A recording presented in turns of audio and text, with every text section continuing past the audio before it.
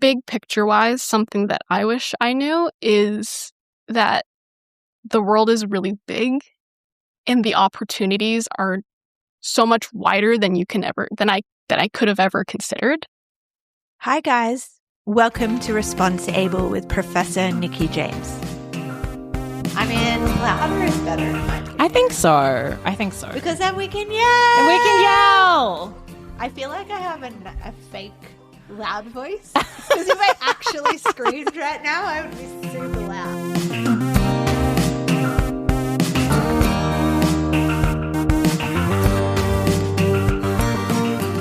Hi everybody, welcome back to the Responsible podcast. This week, I sat down with Jessie Wang.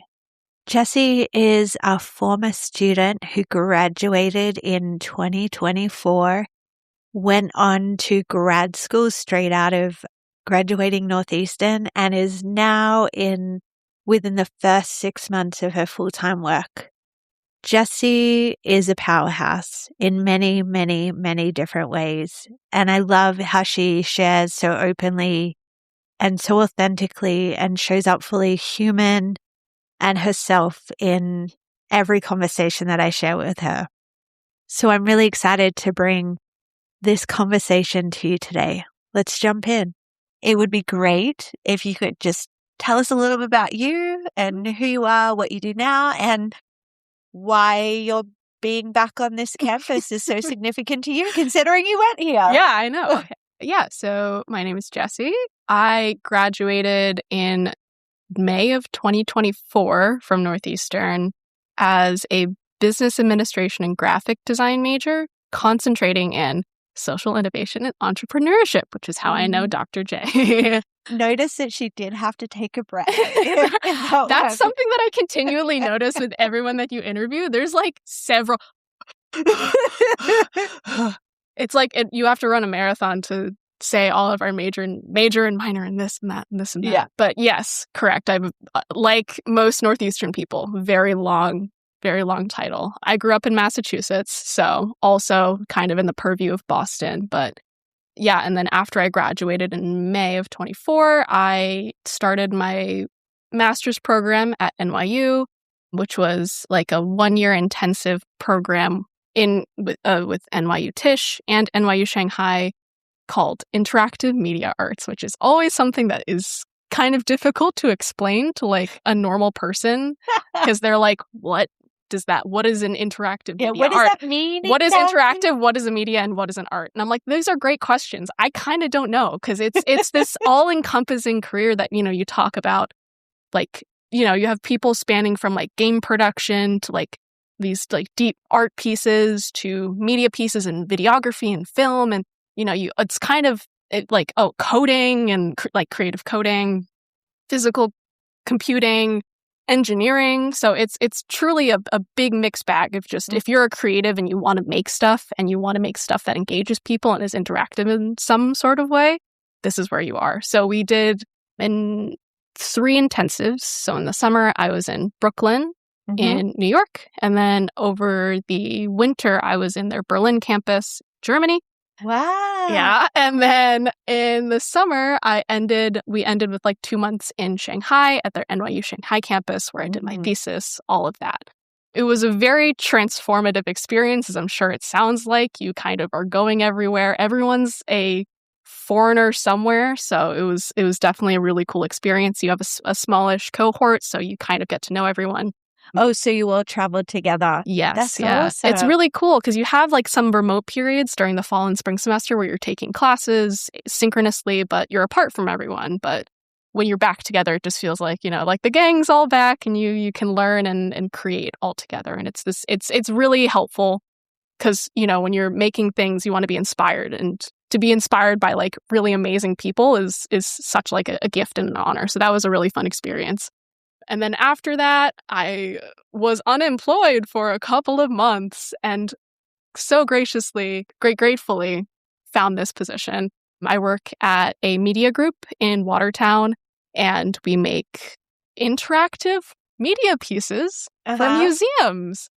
Oh, wow. Yeah. Cool. So how nicely everything worked out. It's so serendipitous that my master's program, which you think of this as kind of like niche. Like as I'm describing it, I'm like, where does this apply in the world? Kind of crossed over to where I am now, which is working as an associate project manager. I manage a couple of projects, do a couple of pieces across this wide breadth of stuff that we're working on. And yeah, working on interactive pieces, working on linear or like more straightforward video pieces for all of our different clients that we have. And it's been a really good time. Like I think I don't want to say it fell in my lap because I feel like I had to do some stuff with it. So it's not like I knew you during that recruitment you process. were. And it definitely didn't fall in your lap. You definitely worked for it. Yeah, it was. I mean, I feel like everything during that period was it was a very tumultuous time, which maybe we'll get into later. But like the perfect lining up of everything, the position, the timing, the location, everything just kind of came together. The team, the people are wonderful. Yeah, I mean, it's just so kind good. Of, yeah, it's everything that I really wanted to hear, like, during that period of time where I was just like, what am I doing? Am I a failure? Am I going to be living in squalor forever? It's like, no, you're okay. You're doing what you want to do. And things are good. That's awesome. Yeah. That is such a good overview. Yes. What we're going to do now is go all the way back. Right now on campus, it's week 14 of spring semester. The students literally graduate 2 weeks tomorrow. Think back to that time in your life. What was that like for you, those last few weeks? Oh my gosh, I'm going to be graduating. How are you feeling? It didn't feel real. I don't think it is like sometimes you are expecting like a lot of pomp and circumstance, which graduation ceremonies certainly are a lot of pomp and circumstance. I'm sure you're nodding, so you agree. But the actual day-to-day of it is actually kind of like not peaceful in the way that I was like la-di-da-di-da, but it was like, submit my final homework assignment, done, submit my final, done. And you're just kind of sitting there, you're like, oh, it's over? What do you mean? It was so I liked it. And then you know, I don't think it finally hits you like, all right, you're done with college forever. Go off into the world. You're just kind of like taking it day by day and you're kind of sitting there like, well, okay, I know I have my master's program coming up. Okay. I don't know how I'm supposed to process that this thing that I've been doing for 4 years is kind of done. It's definitely a strange transition period that I don't think anybody has the right tools to like say this is how you're supposed to feel or this is what's next for you. This is explicitly the only time in your life where people are like, no one says this is what's next for you. You have to build that next brick. You have to put that like those tracks down, so to say. Is there anything that you did in that season that you think made it really great, or anything that you didn't do that you would be like, if I could do it again, if I was graduating in 2026, I would do X? I think I had like a really good spring semester. I really do. I was only taking 2 credits, so I was a part-time student.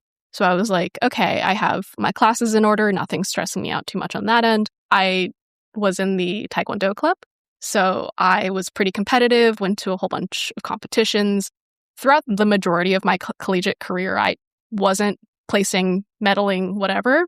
And then suddenly something clicked in my last semester in that last spring semester. And I started really excelling at competitions. I medaled for the first time regionally, and then I medaled for the first time nationally. Wow, which was this insane moment of like kind of, it felt like the culmination of everything I had been working towards up to that point, right? So all of the weekly practices and all the competitions where like things might not have gone my way and I was upset or whatever. And, all of those times I feel like built up to these grand things that happened. And it didn't feel like, oh my God, I've made it. This is it. Like, I just felt like, wow, look at all this hard work that I've put in and something that I've earned out of it. So it was really special in that way. And to have my friends who also were in the club with me celebrating, and, we had like a group of seniors who were also graduating all together. So to have that kind of camaraderie and to feel like we're all going through this thing together it felt like a really good closer, especially in that last spring semester. And something that I'm really glad I did was making that or developing those relationships and keeping that throughout all 4 years of college. Yeah. Yeah, that's so good. Now, you mentioned, you graduated from Northeastern and then you decided to go straight into a master's program. What were some of the kind of considerations that led to that decision? Because from memory, you made that decision quite early in the spring semester, if not beforehand. Correct. Yeah. I think that there was I can go the short answer and the long answer. Hey, Short- we like the short and the long around here, so take your pick or share both. Both. Okay. So short answer is it was kind of, I wouldn't say a security net. It was just something that I feel like I was like, well, I could go into a full-time position. Do I know that that's guaranteed? No. Do I hate the concept of a master's program? No. Do I want to keep my options open? Sure. And then I researched a couple master's programs that I thought were interesting or that would engage me more, because now we're getting slowly veering into the long answer, which is I feel like as I've gotten older, I've kind of realized that I don't know what I don't know. There's a lot of routes and avenues in my life that sometimes I have put the brakes on for myself, being like, well, I can't do that. Mm-hmm. Or, I don't think I'm smart enough to even consider this, or that's not me. I don't think that that's what I would do. And for those who are listening, I'm putting up quotation marks. Right. In that case, a lot of limiting beliefs. And I think in deciding to look into master's programs, I was like, I feel like there's like a whole world of different things that I could be learning, engaging myself with that aren't what I've done currently. And to think that, me at 18 might not have been as brave as I was then at 22 to be like, yeah, maybe I do want to try my hand at interactive media arts, even though there's coding, which I've never coded before in my entire life, scares the living bejesus out of me. Like I can't touch that. I can't do that.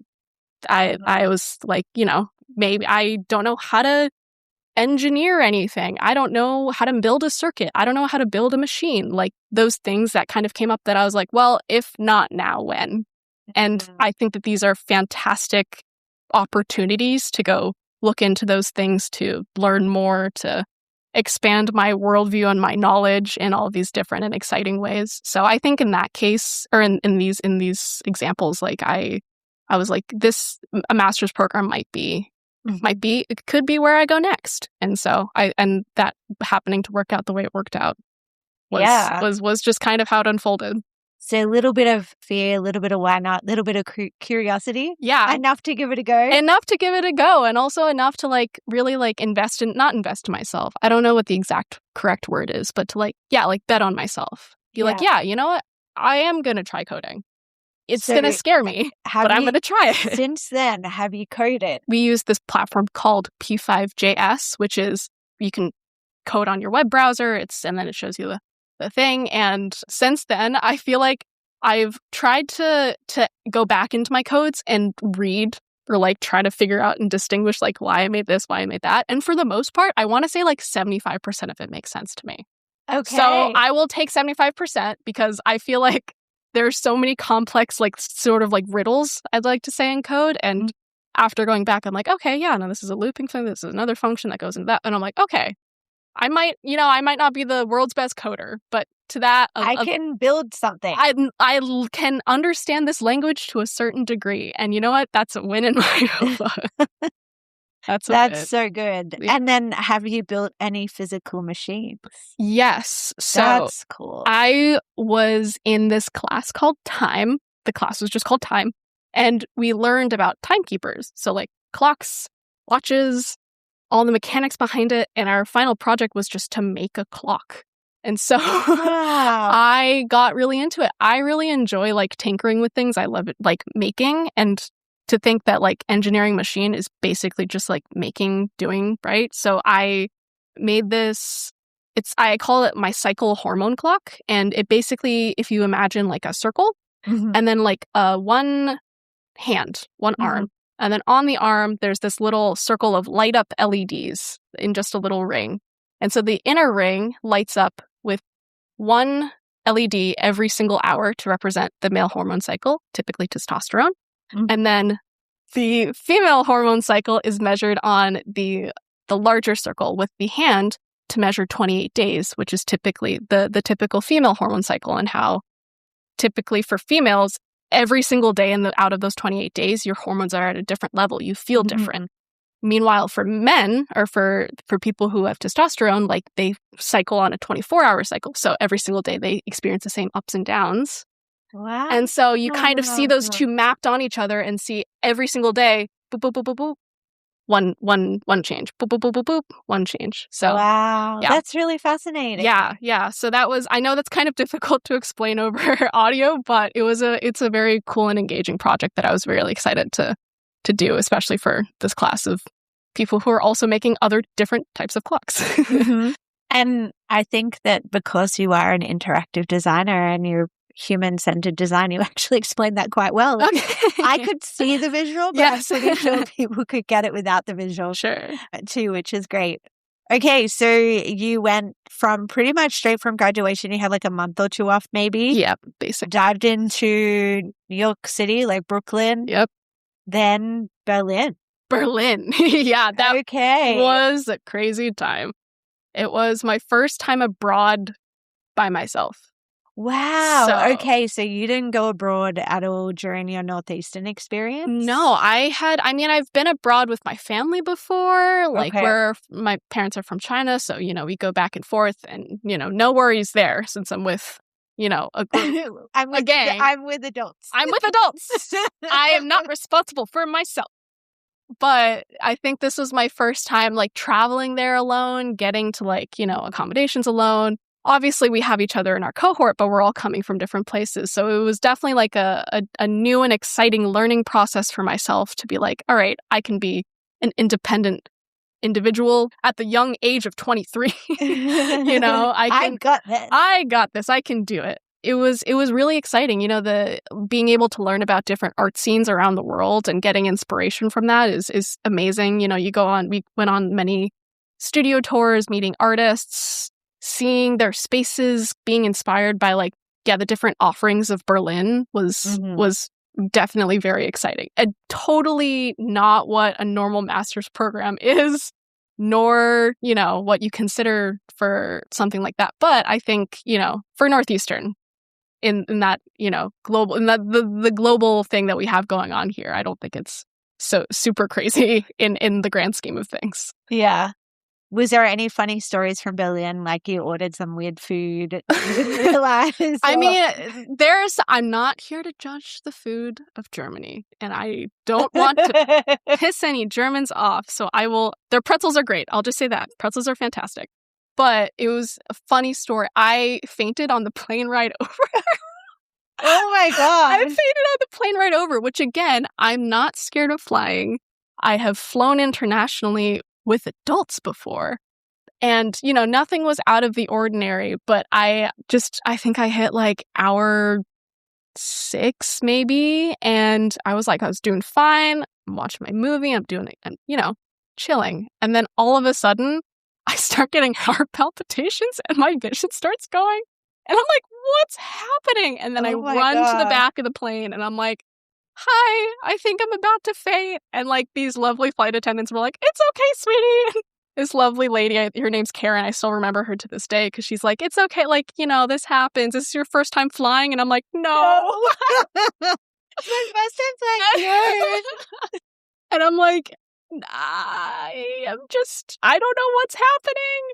And she was like, she's giving me, she's like, if you chew on the ice chips, it relieves the nausea. And I'm like, really? She's like, yeah, whenever you're pregnant with your first child, remember me, remember Karen, who's telling you that chewing on ice chips reduces nausea. And I'm like, that's so random. Okay, Karen.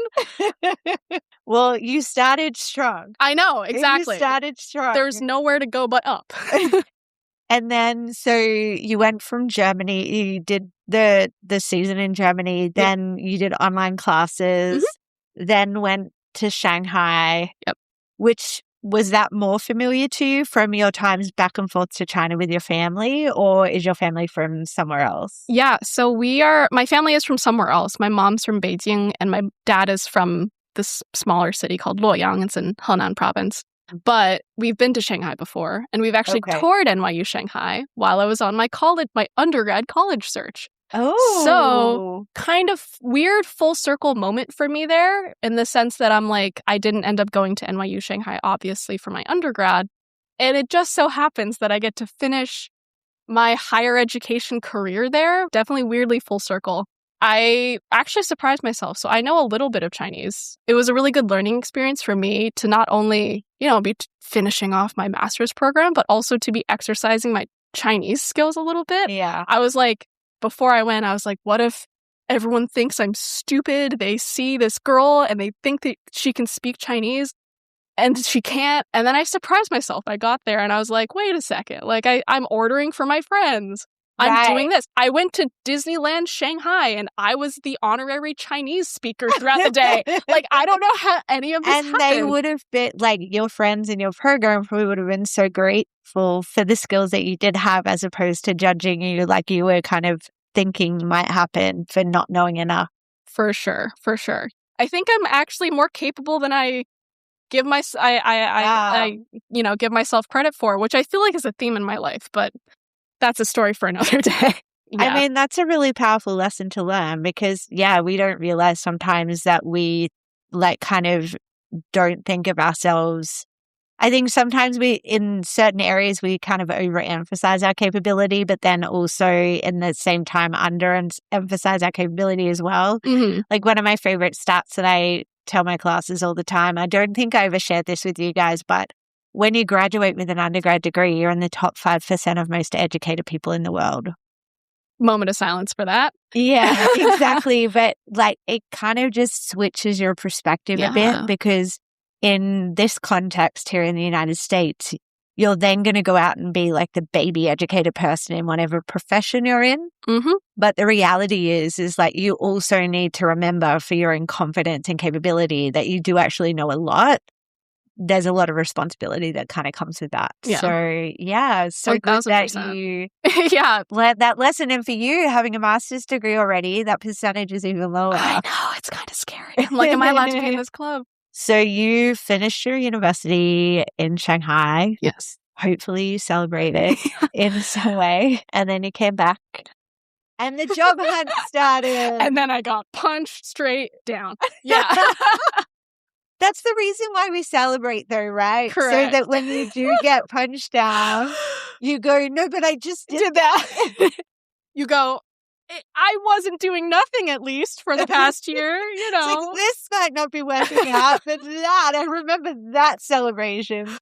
Yeah. I mean, it was definitely lingering in the back of my mind after I graduated. Like when I get back to the US, when I get back to Massachusetts, gonna need to find a job. And it was certainly a journey. I mean, for the first couple months, it's just like the cycle of applying and then to a whole bunch of jobs and then hearing nothing was definitely the day-to-day, which is like after the great grand summer that I had was kind of like, okay, now we're back. We're back into the cycle. We're in like it's not monotonous, kind of monotonous, but there's no big sparkle. It's like, all right, you have to really, put your head down and grind. Right.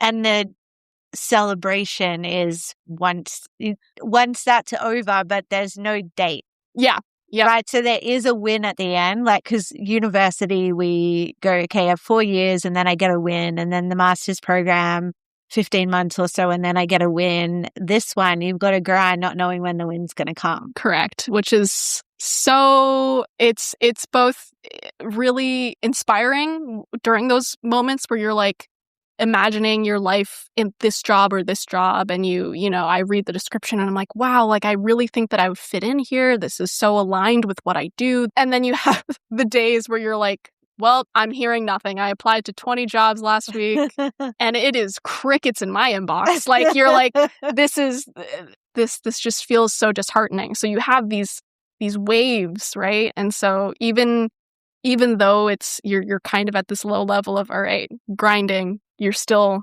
you're riding the waves through it and you just kind of have to like hold on for dear life a little bit. Yeah. So I remember you telling me some funny stories about interviews, particularly one involving AI. Like, what are some of the things that actually happened to you in that season that you're comfortable sharing? Yes. I will say, as graduating in 2024, AI was slowly kind of a thing in everyone's like purview. Like, there was like in everyone's periphery, like. But it wasn't in your face. It was not in your face. Big thing. Northeastern does a fantastic job in the co-op development program or the class, teaching resume, how to show up for interviews, how to interact with them post after the interview.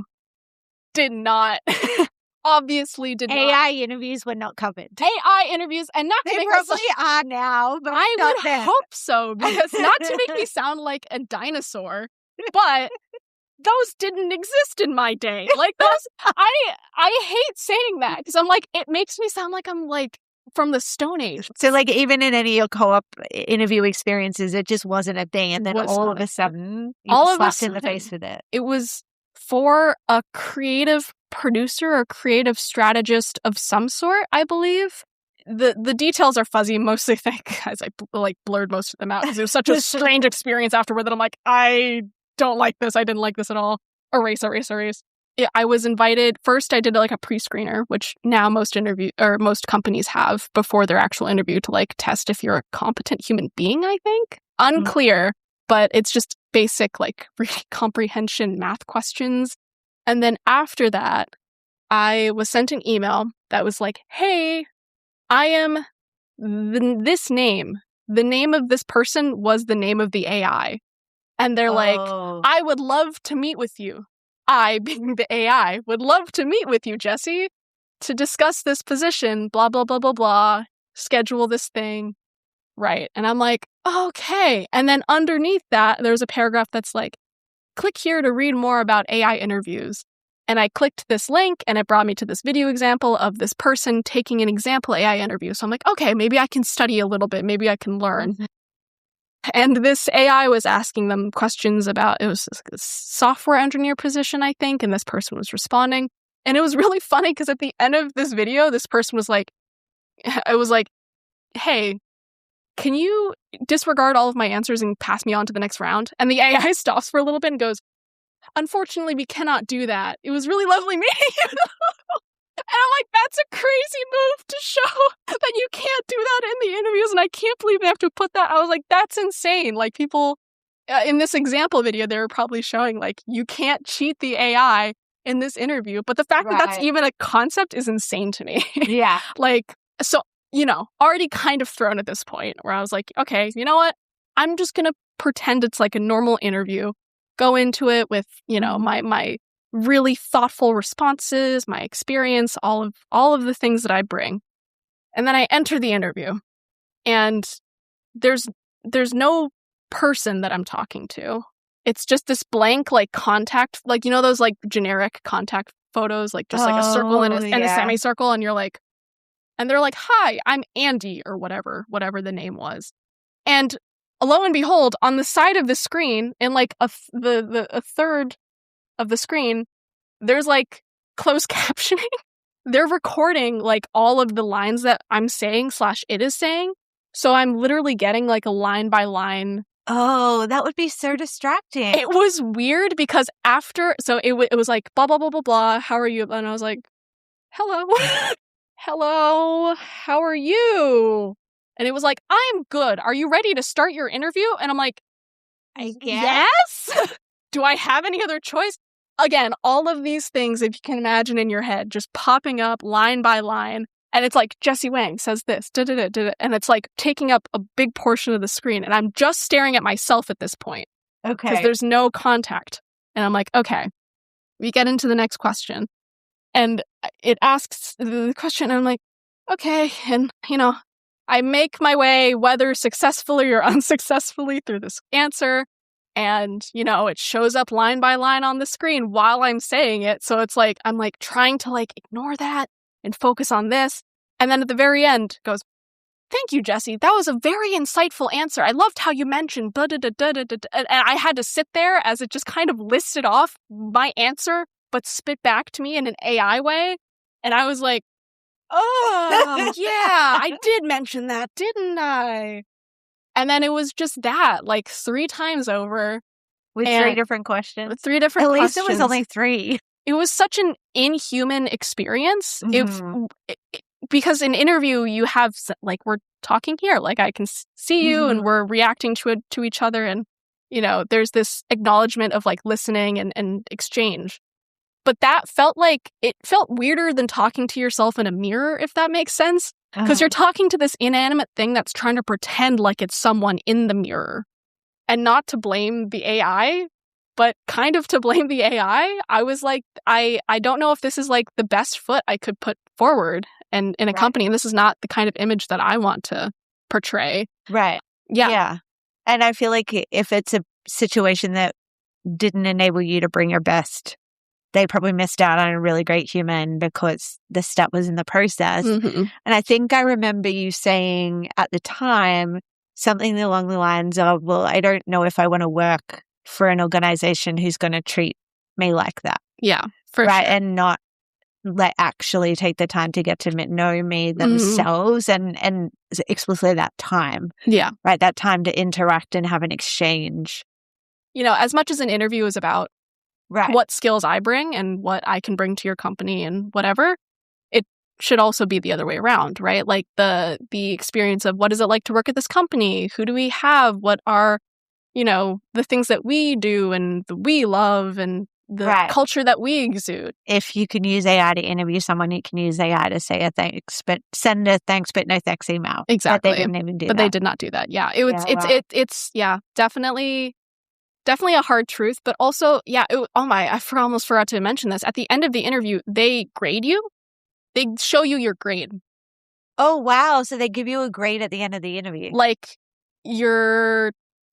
how professional you were, if you looked away from the screen at all, like from an A to an F scale or something like that. They basically told you, like, you got a B for this and C for this and an A for this. Wow. Like your responses or your eye contact, your professional manner, your da-da-da-da. Yeah. So again, leaving kind of a bitter taste in your mouth because I can't rate you on how you did. Right. You know, and there's no potential of that. So you could just, So I definitely didn't feel like it was a good experience on my end, and also probably not a good experience to continue moving forward with either. Yeah. But now you're in a job that you really enjoy. Yes. You've been there 6 to 9 months? I've been there, I think I'm coming up on month 5, actually. That entire interview process was very human-centric, I feel. So I was first meeting with a recruiter, and then my second interview was with who is now my current manager. And then my third interview was an in-person meeting interview with my current manager, a senior producer, and the head of creative. It got me really excited, you know, like it gave me a lot of joy and a lot of hope about this career path and this company, and definitely a way more well-rounded, lovely experience compared to the other AI issue fiasco. Yeah. I remember hearing about it and I was a little bit baffled. Now I feel like it's normal. Yeah, and it's probably something that students prep for, but and probably would do way better than me. Yeah. I should try and do a whole bunch of entry-level interviews and see how I go. Don't do that to yourself. Oh my gosh. Okay, so you've been in your job 5 months now. So either in the job or even just outside the job, learning how to do this new phase of life, transitioning out into the real world with no longer having a school structure to backbone how things work day to day, week to week, month to month. Like, what have been some of the highs or things that you really loved about it, and what are some of the challenges? Yeah, so I guess some of the highs is, I'm just going to keep going back to the people and the work that I get to do. Like it's I keep on saying serendipitous because it really is. Like it's something that I both have the educational experience, the professional experience, and just like the joy and whimsy of being able to do, working on creative exhibits. I'm in meetings, you know, creating, like brainstorming these creative concepts. And sometimes I sit back to myself and I just go like, this is insane. Like, I can't believe this is my job. And I remember telling my manager at one point, I was like, this pressure is such a privilege. Mhm. Like things can be stressful, clients can be annoying, deadlines can be all terrifying and all encompassing. But on like the grander scale, like it's just, I'm so lucky. There's no moment where I sit to where I'm like thinking like, oh, like I'd much rather be doing X, right? Or much rather be doing this, that, or the other thing. I'm just like, wow, like this is one of the dreams of what I could be doing, and I'm doing it. I mean, the lows, I would say maybe, I was going to say the commute, but that's not a fair answer. I don't know. I think it's kind of trying to project too far forward, if that makes sense. Mhm. I get stuck in these loops where I'm like, what if I'm still doing this in 10 years? What if I 10 years, 20 years? And it just starts to build up, and you start to be like, well, I don't know. What if there's a better? What if there's this? What if there's that? And nothing feels right 10 years down the line. Mhm. I can't plan for that. But, it's just this restlessness, I guess, which I don't know if there's like a solution to. I think that's just kind of feeling anxious about the future and not really having an answer, which is kind of just a symptom of post-grad, right? Like, I feel like all the cards kind of fell in a good place for me right now, and I am really happy. But then, you kind of go, well, is this it? Is this all I'm meant to do? Not in a way that's like, I hate my job and I can't believe this is all, but it's like, if I was in kindergarten right now, I'd be like, okay, next year I go to first grade. Right. Year after that, I go to second grade. And then how many ever years down the line? I'm a senior. I graduate high school. Cool. That's my 10-year plan. Right. There's my 10-year plan right there. But you kind of sit post-grad and you're like, I don't have a 10-year plan in the sense that no one has laid out senior year for me in this company, right? You have to find those things that keep pushing you forward, and that's on you. That's on your own. Create your 10-year plan. You do. You do have to create your 10-year plan. But no one really teaches you how to do that, right? No, they really don't. There's no road there.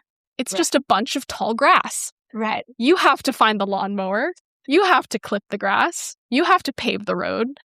And that's, I think it's not a low, it's just a challenge that I kind of have to face moving forward. Yeah, that's really cool. And thank you so much for sharing your story so candidly and your experiences, the highs and lows and ups and downs, and all the hilarious little anecdotes along the way. If you have any advice for any students that are just about to make this transition, or if you could look back and give your own self advice for the last couple of years that you've lived, what would that be? It's a good question. I think big picture wise, something that I wish I knew is that the world is really big and the opportunities are so much wider than I could have ever considered. I wasn't like those people that are like, I have 100% idea of what I'm going to go into. And for better or worse, I think I dabbled in sort of a little bit of everything. I went into Northeastern actually as a psych major. I was not originally a business major. I originally was enrolled in psych, went into the Explore program, and then I was like, I feel like business and design might be where I can stay. But I still felt like I feel like I have so much more to know and to give, and I think that I was always a little bit worried that I didn't have my niche in the world. I didn't have my set path, and that concerned me for a really long time. That I'm like, oh my God, all these people who are, have these straight shots in life and have 10% idea of what they're going to be like, like my parents, my dad's a senior engineer and he's worked in this field basically his entire life. And I'm like, I see that and I see that as success. I would tell myself at graduating time past me, like there are so many different paths to success. Success doesn't look like one thing. It's so... There's such a diversity of different ways that people can find success. And just because you found success in this way doesn't mean that success can't happen in this other way or this other role, this other future that you could have. Like there's so much world out there, and it would be such a shame to limit yourself to be like, okay, well, I can't do this, I can't do that. Like like truly let loose, because there's so much that you could possibly know. I love that. That's a beautiful place to end it. So much wisdom. So much wisdom, honestly. And I hope that in moments where you doubt, maybe you listen to that again, even though sometimes it's very hard to listen to your own voice. But it's such a powerful, like, kind of encouragement. And so, I guess, perfect for what I see inside the classroom of people feeling really worried because they don't know exactly how it's going to play out.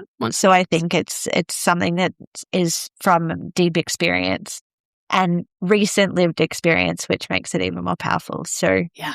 Empirical evidence. I did it. So you can do it too. You are empirical evidence. Yay. I love it. Okay. Well, thank you so much for taking the time out on a Monday evening to share your story and your wisdom and your experience with us. And I cannot wait to see where this next journey takes you. Yes. Thank you so much, Dr. J. This was so fun.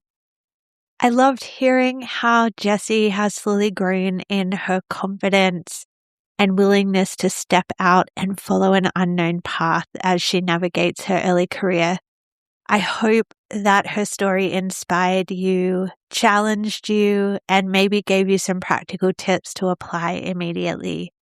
Thanks so much, Jessie, for sharing your story with us, and we'll see you next week.